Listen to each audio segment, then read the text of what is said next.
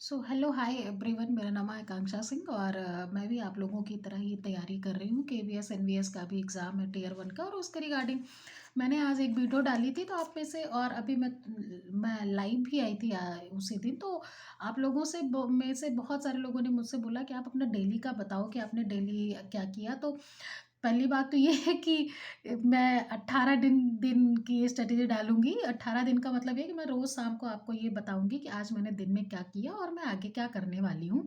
और आपको ये भी बताऊँगी कि कल मैं क्या करूँगी। तो आज की रिपोर्टिंग ये है कि आज से मैंने शुरू किया है। तो आज की रिपोर्टिंग ये है कि देखो, ये देखो, आप ये देखो, मैंने इसमें लिख के रखा हुआ है आपको बताने के लिए कि मैंने डे 1 पे क्या किया। तो डे 1 का ये है कि आज मैंने सबसे पहले तो मैं सुबह मैंने आज पूरा नोटिफ़िकेशन का गो थ्रू किया कि कितनी वैकेंसी है, क्या चीज़ें हैं, कैसे नहीं है। कि जैसे मेरा सब्जेक्ट मैथ है, तो मेरे पीजीटी में केवीएस में 42 वैकेंसीज़ है जनरल में, और के पीजीटी में, और टीजीटी में जो है 185 है जनरल में। और पैटर्न क्या है, कैसा पेपर होगा, ये सारी चीज़ें मैंने देखी, समझी, और इस सब में मुझे बहुत टाइम लगा। सिलेबस देखा, जेएसए के सिलेबस से मैच किया, ये सब करते-करते मेरा आधा दिन बीत गया, क्योंकि ये सब मैंने आज ही किया है। इसके पहले मैंने इसमें कुछ नहीं किया था। फिर अब सवाल ये था कि अब मुझे तैयारी करनी थी, और दूसरा ये भी है कि उसमें बहुत सारी चीज़ें पढ़ी हुई हैं, क्योंकि अभी आपने ईएमआरएस का एग्ज़ाम दिया है, तो बहुत कुछ उसमें से ऑलरेडी पढ़ा हुआ है। तो आज मेरा जो सबसे पहले दिन का था, मैंने सबसे पहले, एक आप लोग जानते होंगे डी ट्रिपल एसपी और केबीएस में बहुत फेमस टीचर हैं प्रतीक शिवालिक सर, उनका मैंने बहुत दिन से ये था कि मैं जब पढ़ूंगी तो मैं इनका टेस्ट दूंगी। मैं इनका टेस्ट जरूर दूंगी, हो सकेगा तो मैं बाई भी कर लूँगी। लेकिन बाई मैंने इसलिए नहीं किया क्योंकि मुझे कोर्सेज नहीं चाहिए थे, मुझे केवल टेस्ट चाहिए था, और टेस्ट जैसा कोई इनकी स्कीम इनके ऐप पर मुझे दिखी नहीं। तो उनका एक पहला टेस्ट उनके ऐप पे फ्री था टियर 1 का, तो वो मैंने टेस्ट दिया। और टेस्ट ये दिया कि टेस्ट उसमें मैंने दिया, और उसमें से जब टेस्ट ठीक था वो लेवल का, अभी मैं बताती हूँ। तो उसमें जब टेस्ट मैंने दिया तो मेरे 300 में 217 नंबर आए हैं। मैं इसका स्क्रीनशॉट भी कहीं होगा तो मैं लगा दूँगी, ये देखिए। अगर आपको दिख जाएँगे तो इसमें आप ध्यान से देखिएगा।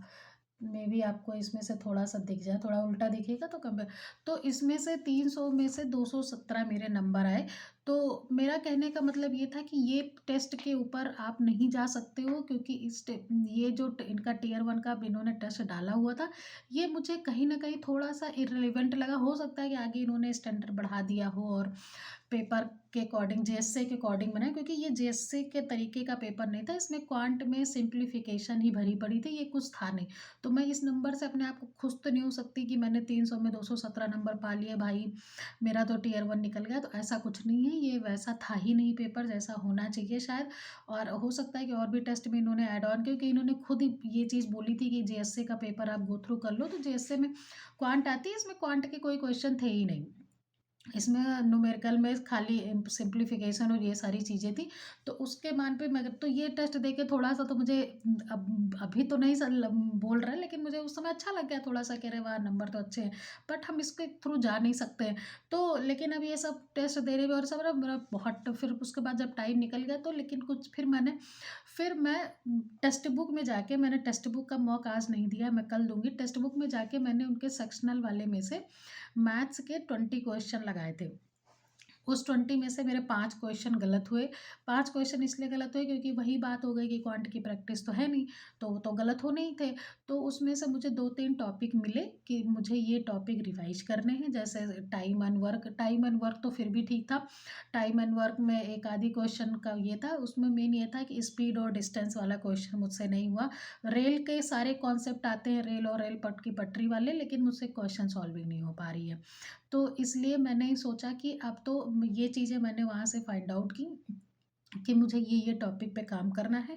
तो फिर मैंने वही मैथ्स बाय एरी पे जाके उसको, उन्होंने उनका मैंने कोर्स ले रखा है, तो मैं तो कोर्स में ही से गई।